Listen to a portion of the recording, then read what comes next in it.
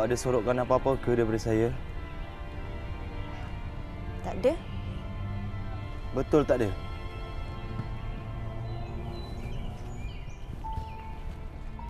Dan apa ni?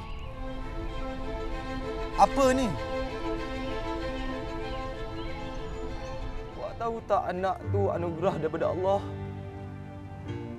Berapa ramai pasangan suami isteri kat luar sana yang nakkan anak. Tapi awak pilih untuk menolak dengan benda ni.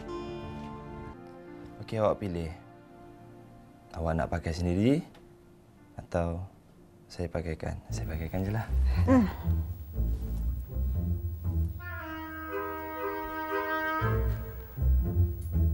Saya ikutlah. Tak payah.